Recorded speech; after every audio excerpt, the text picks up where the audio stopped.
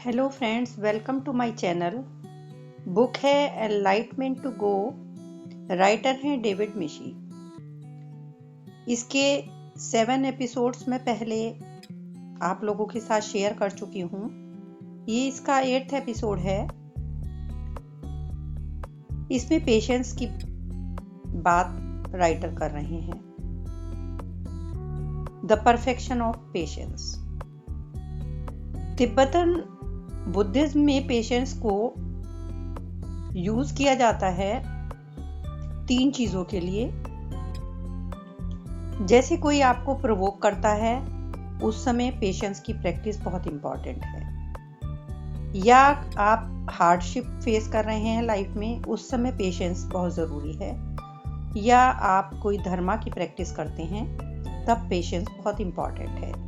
तो पेशेंस इन तीनों चीज़ों के समय एंटीडॉट की तरह से यूज़ किया जाता है। बुद्धिस्ट मानते हैं कि एंगर से बढ़ के हमारा कोई भी एनिमी नहीं है और पेशेंस से बढ़ के हमारा कोई भी फ्रेंड नहीं है। एंगर का सबसे बड़ा नेगेटिव इफेक्ट ये है कि ये हमारी इनर पीस को डिस्ट्रॉय कर देता है। There is no body who lives happily with anger. क्योंकि जैसे ही हम एंग्री होते हैं,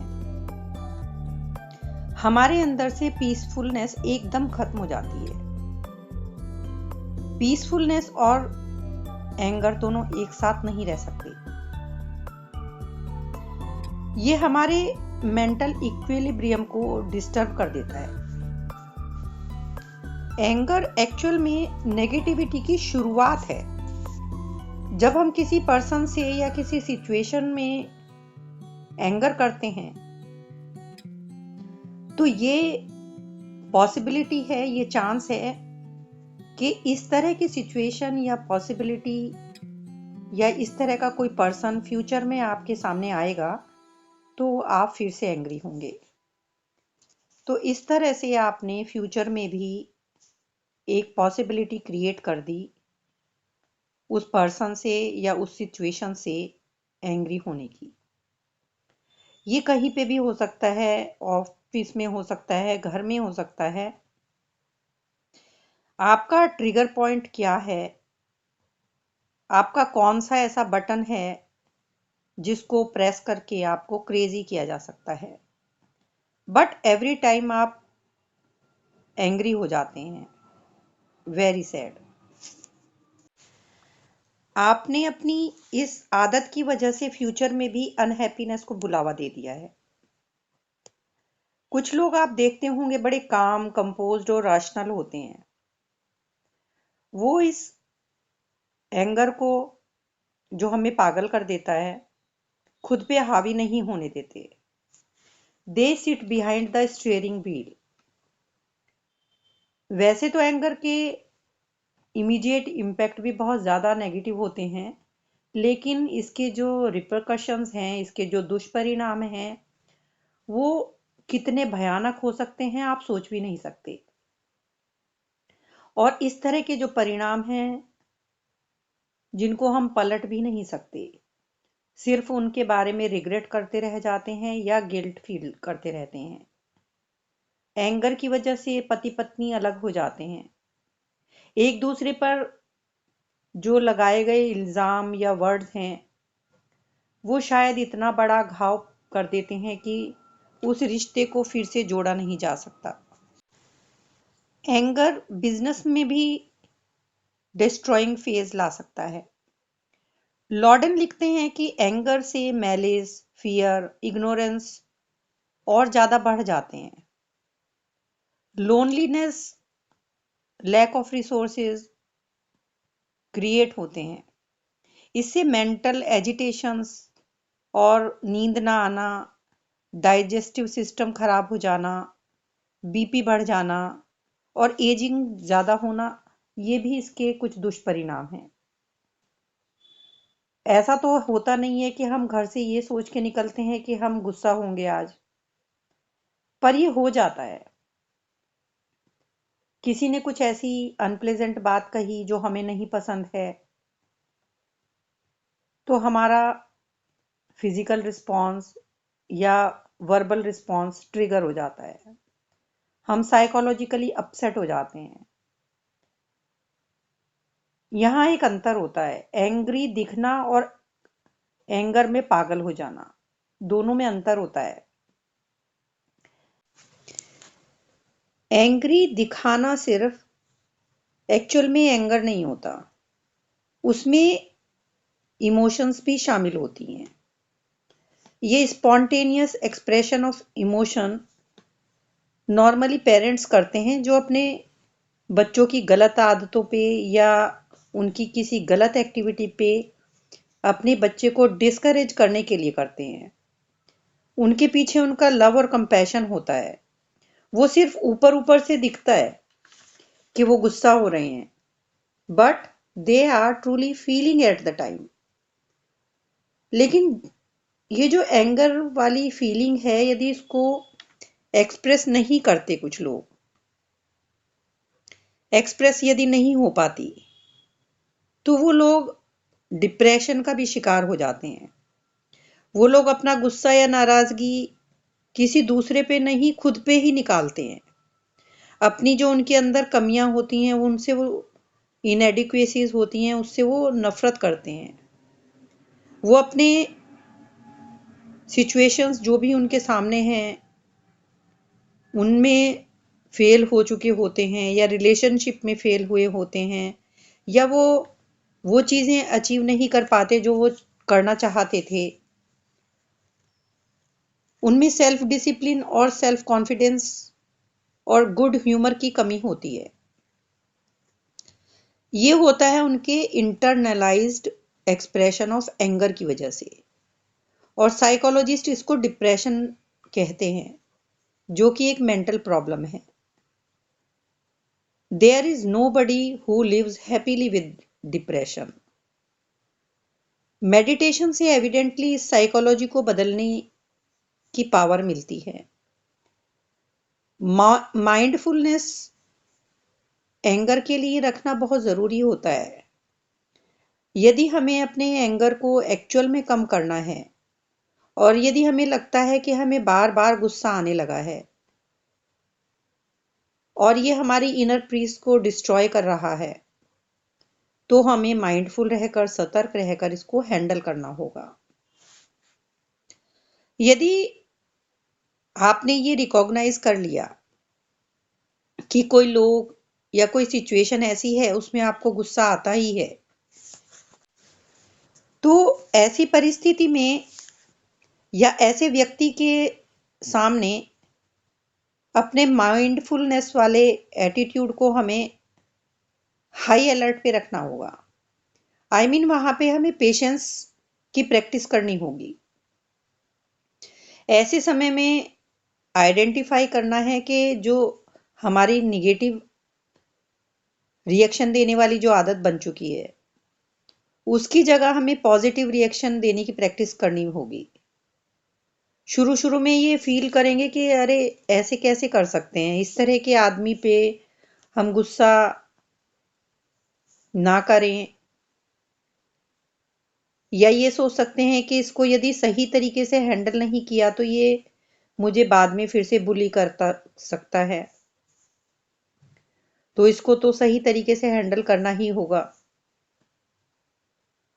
यदि आपको उससे अटेंशन चाहिए, रिस्पेक्ट चाहिए तो आप सच मानिए, पेशेंस का मतलब ये नहीं है कि आप कोई डोरमैट हैं।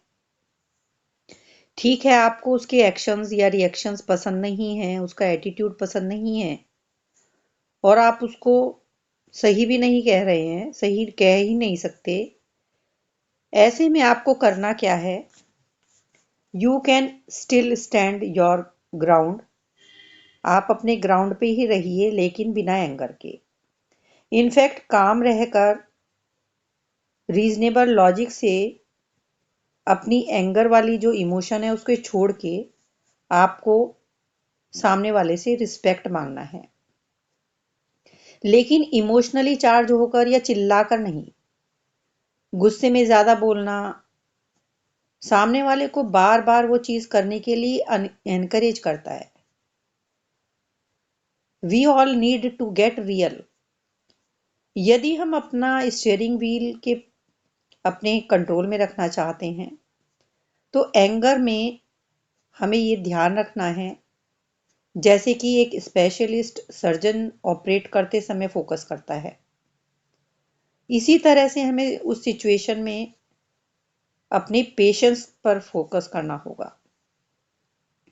लोगों में ये सबसे बड़ा भ्रम है या मिसकंसेप्शन है कि एंगर की फीलिंग का कारण एक्सटर्नल है। हम खुद को ये कन्विंस करते रहते हैं कि किसी पर्सन या किसी सिचुएशन की वजह से हमें गुस्सा आया, मीन्स आउटसाइड रीजन था, आउटसाइड कारण था। इसके आने से पहले तो हम बहुत अच्छा फील कर रहे थे, या ऐसी सिचुएशन नहीं थी या प्रॉब्लम नहीं थी तो हम अच्छा फील कर रहे थे। Our anger has been caused by them. लेकिन यदि हम अपने एंगर की ओनरशिप लेते हैं, मीन्स यदि हम ये समझ जाते हैं ओके मुझे इस बात पे या इस पर्सन पे या इस सिचुएशन में गुस्सा आ जाता है, तो आप समझ जाइए कि आपने एक पॉसिबिलिटी क्रिएट कर ली है उस गुस्से को खत्म करने की। आपको समझ आ गया है कि ये अननेसेसरी था, गलत था, इनअप्रोप्रिएट था। और जैसे ही हम ये बात समझते हैं, हम भी उस एंगर को बढ़ने देने में को क्रिएटर हैं। हम अपने एंगर को बढ़ा देते हैं अपनी ही वजह से। हम अपनी उस चीज़ की रिस्पॉन्सिबिलिटी लेना शुरू कर देते हैं। हम ये प्रिटेंड नहीं करते रहेंगे कि अरे उसकी गलती थी। हम ये भी रियलाइज करने लगेंगे कि ओ माय गॉड, मेरे दिमाग का या मेरे स्टेट ऑफ माइंड कैसा होता जा रहा है। कार्ल जुंग बताते हैं कि दूसरों की जो भी चीज़ें हमें इरिटेट करती हैं, हम अपने बारे में इस तरह के लोगों के सामने और ज़्यादा अंडरस्टैंडिंग क्रिएट करने की पॉसिबिलिटी क्रिएट कर लेते हैं। उससे हमें हेल्प मिलती है खुद को के पेशेंस को बढ़ाने की, और ये हम करते हैं अपने एंगर की रिस्पॉन्सिबिलिटी लेकर। हम खुद को एम्पावर करते हैं, उस एंगर को कंट्रोल करने में कोशिश करते हैं खुद। जब तक हम खुद को विक्टिम मानते रहेंगे, एक्सटर्नल इवेंट्स को ही उसका जिम्मेदार ठहराते रहेंगे, तब तक हम अपनी प्रॉब्लम को कभी भी सॉल्व नहीं कर पाएंगे।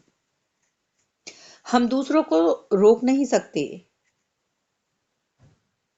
कि वो हमारी तरह से रिएक्ट करें, हमारे हिसाब से एक्ट करें। उनसे डिस्टेंस हम मेंटेन कर सकते हैं। बस जब एंगर आए तो हमें खुद को यही रिमाइंड कराना है कि हमें पेशेंस की प्रैक्टिस करनी है। फिर हम अपना ये नेगेटिव पैटर्न तोड़ने में कामयाब हो जाएंगे। और यदि हम अपना बोधिचित्ता भी अप्लाई कर दें उस समय, आई मीन दूसरों की को हम खुशी देना सोचें, तो सच मानिए ये नेगेटिव सर्किट टूट जाएगा। आप खुद को नेगेटिव इमोशंस की जर्नी से हटा के इनफाइनाइट पॉजिटिव पाथ पे स्विच कर दे।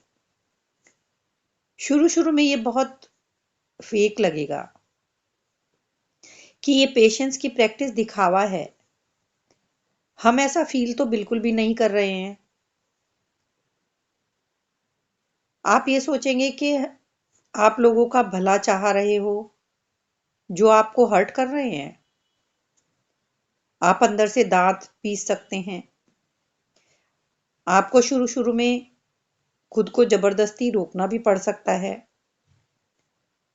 टू हिट हिम वर्बली और फिजिकली। उसको कुछ उसके सामने रिटेलिएट करने का भी मन करेगा। आप फील करेंगे कि पेशेंस करने का मतलब है आप सप्रेशन कर रहे हैं, अपनी इमोशंस को दबा रहे हैं।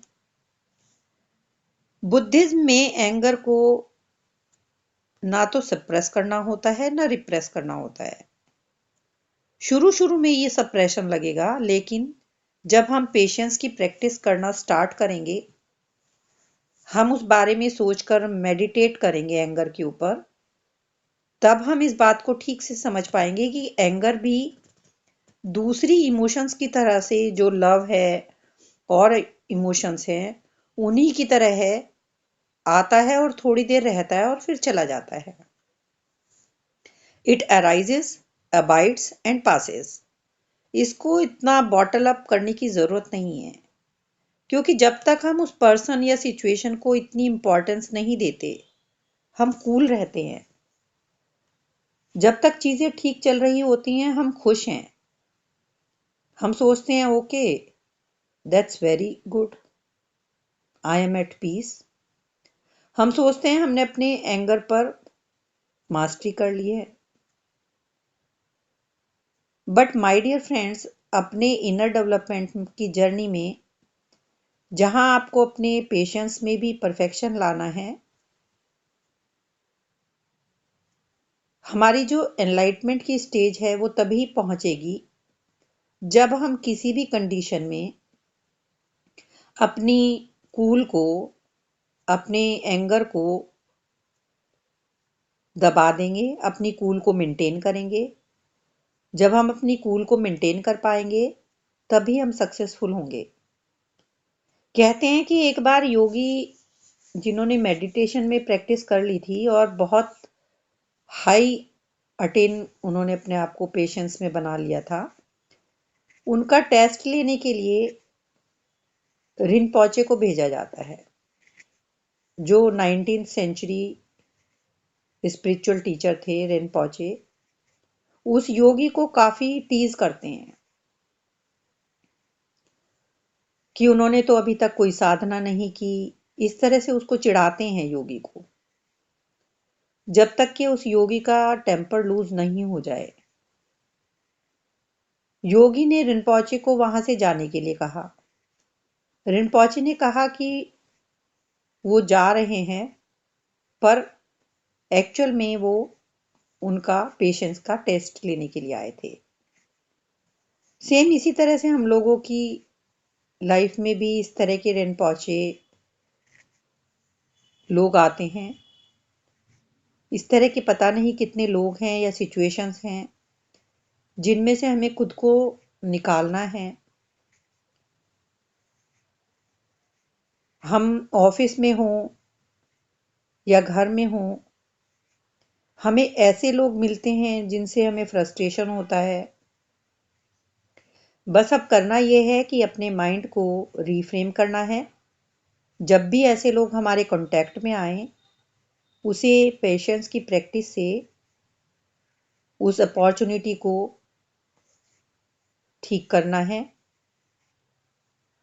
उन लोगों के साथ में हमें पेशेंस की प्रैक्टिस करने का मौका मिलता है।